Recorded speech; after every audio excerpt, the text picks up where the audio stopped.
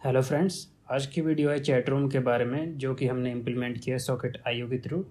Socket IO जो है by directional communication provide करता है, यानी कि अगर हम सिंपल एपीआई के थ्रू अपने डेटा को मैनेज करते हैं तो हमें जब भी सर्वर पे कोई चेंज होगा या दूसरे एंड पे कोई चेंज होगा तो हमें हर बार अपना ब्राउज़र रिफ़्रेश करना पड़ेगा। लेकिन सॉकेट आईओ के थ्रू हम अपने डेटा को रियल टाइम बना सकते हैं, यानी कि अगर सर्वर पे कोई चेंज होता है तो हम उसको डायरेक्टली रिफ़्रेश कर सकते हैं अपने ब्राउज़र में। और इसकी सिंपल सी एप्लीकेशन है एक चैट रूम, जिसमें कि जैसे ही हम कोई मैसेज सेंड करते हैं तो वो सब जो यूज़र कनेक्टेड होते हैं उस चैट रूम में उन सबको रिसीव हो जाता है। यहाँ पे हम एक सिंपल सा एक चैट रूम देख रहे हैं जिसमें कुछ यूज़र कनेक्टेड है। हम यहाँ से कोई मैसेज भेजते हैं जैसे ही, तो वो चैट रूम में ऐड हो जाएगा सॉकेट के थ्रू।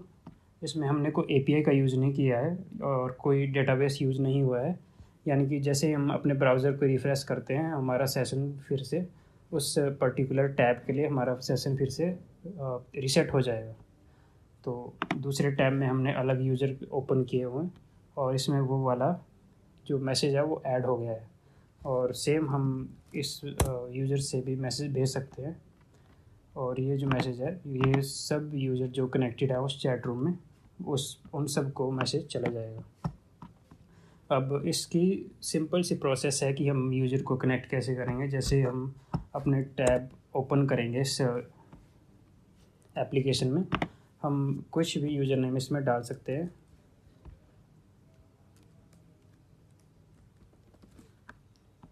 और हम चैट रूम में एंटर हो जाएंगे। जैसे हम मैसेज डालेंगे वो चैट रूम में ऐड हो जाएगा और अगर दूसरे यूज़र के पास हम देखेंगे तो ये मैसेज ऐड हो गया है। लेकिन जो हमारे पुराने वाले जो मैसेज हैं वो अभी हमारे इस वाले यूज़र के पास नहीं आए हैं, क्योंकि हमने डेटाबेस से कनेक्टिविटी नहीं की हुई है। तो हम देखते हैं कि इसकी हमने इम्प्लीमेंटेशन कैसे की हुई है। इसकी जो इम्प्लीमेंटेशन है उसके लिए हमने नोड और रिएक्ट का यूज़ किया है। और जो सॉकेट आईओ जो कि सॉकेट के लिए हमने यूज़ किया हुआ है। प्रोजेक्ट का स्ट्रक्चर देखते हैं। हमारे पास यहाँ पे दो फोल्डर हैं, क्लाइंट और सर्वर। सर्वर में हमारा नोड जेएस का कोड है जो कि बैक एंड है और क्लाइंट में हमारा रिएक्ट जेएस का कोड है जो कि हमारा फ्रंट एंड है। सर्वर में हमारे पास मेन एक ही फाइल है जो सर्वर जेएस है। उसके अंदर हमने सर्वर को पहले तो क्रिएट किया हुआ है। सर्वर को require http dot create server method. उसके बाद हमने सॉकेट को इनिशलाइज किया हुआ है इस सर्वर के थ्रू। और हमें कोर्स ऑप्शंस इसमें देने पड़ेंगे, क्योंकि बिना कोर्स के अगर हम अलग अलग पोर्ट पे अपने सर्वर और क्लाइंट को चला रहे हैं तो हमें कोर्स स्पेसिफाई करने की ज़रूरत है, जो कि हमारा क्रॉस ओरिजिन की रिक्वेस्ट को हैंडल करता है और डिफ़ाइन करता है कौन से यूआरएल से हम अपने रिक्वेस्ट को एक्सेस कर पाएंगे। उसके बाद हमने io.on पे एक इवेंट लगाया हुआ है कनेक्शन का, जो ऑटोमेटिकली कॉल होगा जैसे ही हमारा सर्वर जो हमारा सॉकेट है वो क्लाइंट से कनेक्टेड हो जाएगा।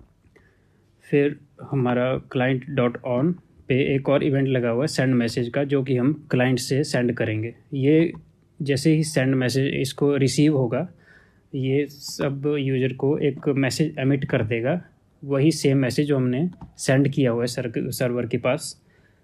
तो इसके लिए हमने यूज़ किया है io.sockets.emit रिसीव मैसेज। और डेटा में जो भी हमारे को रिसीव हो रहा है वो हम सबको ब्रॉडकास्ट कर देंगे उस यूज़र को भी इंक्लूड करके जिसने मैसेज सेंड किया हुआ है। तो उसके बाद हमने सर्वर को जो है एक पोर्ट पे चला दिया हुआ है। हम यहाँ पे 5000 पोर्ट का यूज़ कर रहे हैं। तो सर्वर का जो कोड है इसमें इतना सही है। आगे आने वाले वीडियोस में हम ये भी देखेंगे कि इसके बाद हम डेटाबेस में कैसे अपने मैसेज को सेव कर सकते हैं। अब आज जाते हैं हमारे पास जो हमारा क्लाइंट का कोड है। क्लाइंट का कोड भी बिल्कुल सिंपल सा है। हमने पहले तो app.js में चैट रूम नाम से एक कंपोनेंट को इंपोर्ट किया हुआ है।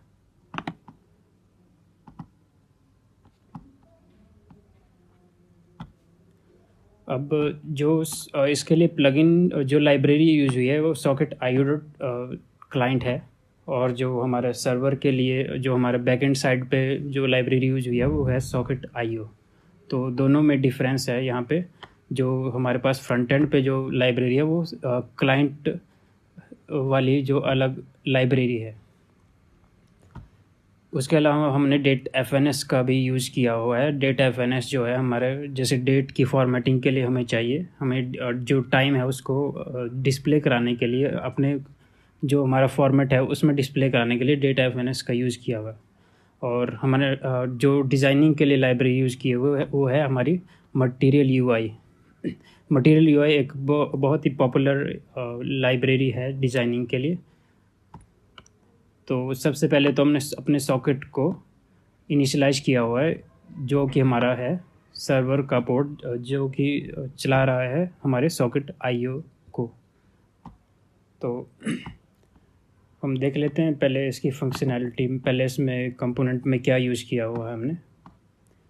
जो हमारा रिटर्न है उसमें एक तो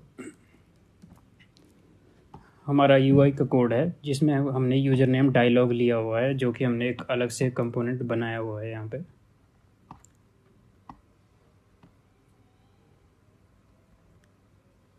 यूज़र नेम डायलॉग, उसमें हम यूज़र नेम और सेट यूज़र नेम कर रहे हैं। यूज़र नेम एक स्टेट है यहाँ पे डिक्लेयर की हुई हमने, सेट यूज़र नेम उस स्टेट को अपडेट करने के लिए है। जैसे कि const user name set user name state use state null. तो यहाँ पे हमारा सिंपल सा कॉन्सेप्ट है कि अगर यूज़र नेम जो है नल होगा तो हम सबसे पहले यूज़र को एक पॉपअप मैसेज, एक डायलॉग मैसेज दिखाएंगे जो कि हमसे यूज़र नेम एक्सपेक्ट करेगा।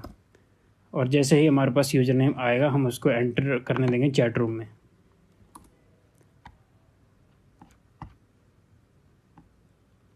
तो जो डायलॉग है यूज़र नेम डायलॉग है उसका सिंपल सा फंक्शनैलिटी है।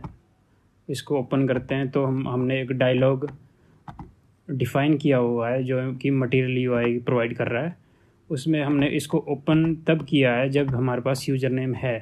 अगर यूज़र नेम नहीं है तभी हम इसको ओपन रहने देंगे। जैसे हमारे पास यूज़र नेम आ जाएगा ये डायलॉग जो अपने आप क्लोज हो जाएगा।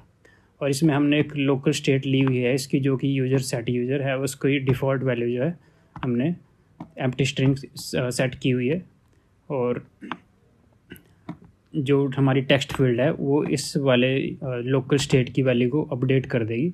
और जैसे ही हम एंटर चैट रूम बटन को सबमिट करेंगे तो हम जो सेट यूज़र नेम है जो यहाँ से पेरेंट से आ रहा है उस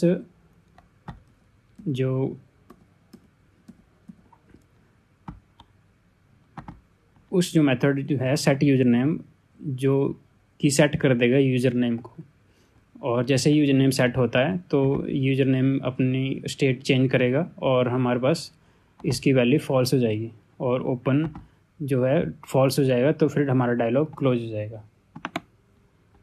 ये थी सिंपल सी फंक्शनैलिटी यूज़र नेम डायलॉग की जो हम सिंपल यूज़र नेम लेने के लिए कॉल कर रहे हैं। उसके अलावा हमने यहाँ पे 3 व्यू लिए हुए हैं। वेलकम मैसेज व्यू जो कि हमको सबसे पहले बताता है, जो कि सबसे पहले हमारा हेडिंग है वेलकम मैसेज व्यू में जाते हैं। तो इसमें क्या किया हमने, सिंपल हमने लिखा हुआ है कि वेलकम और यूज़र नेम, अगर यूज़र नेम होगा तो ये आ जाएगा। इसके बाद अगला व्यू जो हमारा मैसेज व्यू है, मैसेज व्यू में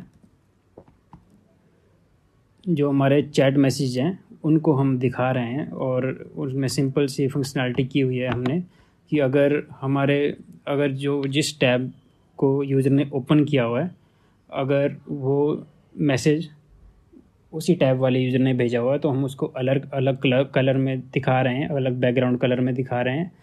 और उसकी जो पोजीशन है वो भी राइट साइड में, और बाकी के जो यूज़र हैं उसकी पोजीशन जो है लेफ़्ट साइड में। यहाँ पे हम चैट मैसेज को मैप कर रहे हैं और चैट मैसेज में जो हमारे पास ऑब्जेक्ट आएगा उसके अंदर यूज़र नेम होगा, मैसेज होगा, क्रिएटेड डेट होगी। इसके अलावा भी हम और कुछ डाल सकते हैं इसमें, लेकिन हमारी फंक्शनलिटी जो अभी बहुत ही सिंपल है। फिर हम सबसे पहले तो चेक करते हैं कि जो हमारा यूज़र जो आ रहा है जिसका मैसेज है वो हम ही हैं क्या, जो जिस यूज़र ने टैब ओपन किया हुआ है।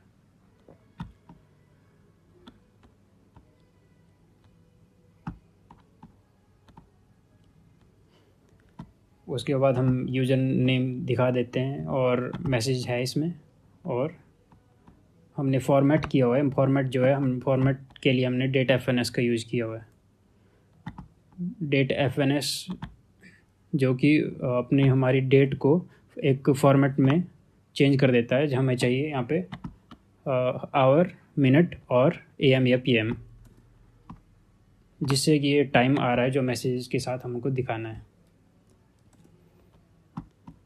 उसके अलावा यहाँ पे हमने या तो टेक्स्ट को अलाइन किया हुआ है उसके बेस पे कि वो सेल्फ है या नहीं। सेल्फ यानी कि वो यूज़र नेम उसी जो मैसेज है उसी यूज़र नेम को बिलोंग करता है कि नहीं। उसके बेस पे हम उसकी ओरिएंटेशन को राइट या लेफ़्ट रखेंगे, या फिर उसके जो बैकग्राउंड कलर है उसको डिसाइड करेंगे। ये रही मैसेज व्यू की बात। और अगला व्यू हमारे पास है कंट्रोल्स व्यू।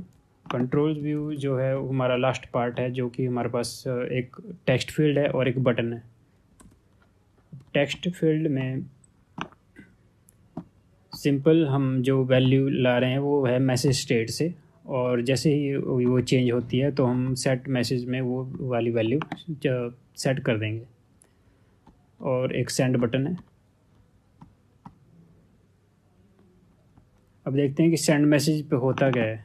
सेंड मैसेज जैसे ही हम इसमें कोई मैसेज सेंड करते हैं तो उसके बाद क्या होता है, पहले तो हम e.prevent डिफ़ॉल्ट मेथड लगाते हैं ताकि हमारा जो फॉर्म है वो हमारा रिफ़्रेश ना हो जाए। उसके बाद हम एक डाटा ऑब्जेक्ट बनाएंगे जिसमें हम पहले तो यूज़र नेम लेंगे जो कि यूज़र ने पहले अपने सबसे पहले एंटर किया हो। उसके बाद जो मैसेज है जो मैसेज स्टेट में सेट है, और फिर उसके बाद क्रिएटेड डेट जो कि हम करंट डेट ले रहे हैं। और ये जो डेटा है ये हम स्ट्रिंगिफाई करके JSON.stringify करके अपना सॉकेट में एमिट कर दे रहे हैं। अब जैसे ही सॉकेट में एमिट होता है ये वाला इवेंट, उसके बाद हम सेट मैसेज कॉल करके जो हमारा मैसेज है, ये जो इन टेक्स्ट फील्ड में जो मैसेज है उसको एम्प्टी कर दे रहे हैं। जैसे ही हम सॉकेट से एमिट करते हैं इवेंट, ये इवेंट जो है सर्वर प्रोसेस करता है और सेंड मैसेज जिस पे हमने इवेंट लगाया हुआ है server.js में, जो कि हमारा बैकएंड का पार्ट है।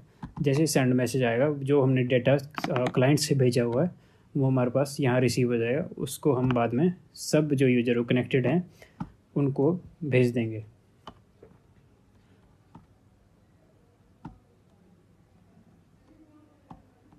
अब ये तो हो गई मैसेज को भेजने की बात। उसके बाद आता है कि जो इवेंट हमारे पास क्लाइंट में लगा हुआ है जो कि मैसेज को रिसीव करेगा। जैसे ये वाला क्लाइंट अपना मैसेज सेंड करता है तो जो सारे के सारे जो यूज़र्स कनेक्टेड हैं उस चैट रूम के साथ, उनके पास वो जो मैसेज है वो रिसीव होना चाहिए। तो उसके लिए हम सेम वैसे ही इवेंट लगाया हुआ है जैसे हमने सर्वर साइड पे लगाया हुआ है। हमने एक यूज इफेक्ट हुक डिफ़ाइन की हुई है जिसका कि डिपेंडेंसी है वो चैट मैसेज है। सबसे पहले हमने स्क्रॉल जो हमारा स्क्रॉल है उसको जैसे ही हमारे पास कोई नया मैसेज रिसीव होता है हम अपने स्क्रॉल डिवीज़न के स्क्रॉल को सबसे एंड में ले आएंगे। जैसे ही हमारे पास मैसेज कोई रिसीव होता है तो हम अपने जो अपना व्यू है उसको एंड में ले जाएंगे। उसके लिए हमने ये किया हुआ है स्क्रॉल रेफ जो हमने इस वाले बॉक्स पे अप्लाई किया हुआ है। वो ये करता है कि जो स्क्रॉल टॉप है उसकी पोजीशन को उसकी हाइट के इक्विवेलेंट कर देता है। तो जो हमारा डिवीज़न है वो हमारे एंड में पहुंच जाता है उसकी पोजीशन। उसके बाद हमने एक सेटअप इवेंट्स नाम से एक मेथड बनाया हुआ है जिसको हमने कॉल किया हुआ है, और इसमें हम सिंपली ये इवेंट रजिस्टर कर रहे हैं जिसके लिए हमने यूज़ किया है socket.on रिसीव मैसेज जो है सर्वर ब्रॉडकास्ट कर रहा है जैसे कि हमने server.js में देखा है। अब यहाँ पे server.js में हम एमिट कर रहे थे io.sockets.emit रिसीव मैसेज डेटा। तो जो रिसीव मैसेज जब इस सर्वर जो एमिट करेगा वो पहुँचेगा क्लाइंट के पास, वो ये वाला इवेंट है। और जो इवेंट पहुंचेगा वो एक स्ट्रिंग की फॉर्म में पहुंचेगा, तो हम उसको सबसे पहले पार्स कर लेंगे और वो हमारे पास डेटा में रिसीव होगा। उसके बाद हम चेक करेंगे कि कभी कभी हमारे पास जो मैसेज है वो डुप्लीकेट हो सकता है, तो हम जो लास्ट मैसेज है उसके साथ कंपेयर करेंगे। और लास्ट मैसेज अगर चैट मैसेज में पहले से मैसेज हैं तो हम जो चैट मैसेज में सबसे लास्ट वाला जो मैसेज होगा उसको लास्ट मैसेज में असाइन कर देंगे। फिर हम चेक करेंगे कि अगर वो डुप्लीकेट नहीं है, हम डुप्लीकेट चेक करने के लिए एक तो उसकी मैसेज चेक करेंगे, दूसरा उसकी क्रेडिट डेट को चेक करेंगे। अब अगर हमें पता चल गया कि डुप्लीकेट नहीं है तो हम चैट मैसेज में एक तो पुश कर देंगे डेटा को, जो नया मैसेज हमारे पास रिसीव हुआ है। नए मैसेज में क्या है, एक तो उसका मैसेज है जो कि यूज़र ने सेंड किया हुआ है, और एक क्रेडिट डेट है, और उस यूज़र का यूज़र नेम है जिसने मैसेज को सेंड किया हुआ है। फिर क्योंकि ये स्टेट है तो हम सेट चैट मैसेज को कॉल करेंगे और जो चैट मैसेज को होगा उसको एरे के अंदर स्प्रेड कर लेंगे ताकि जो हमारी स्टेट है वो री-रेंडर हो जाए।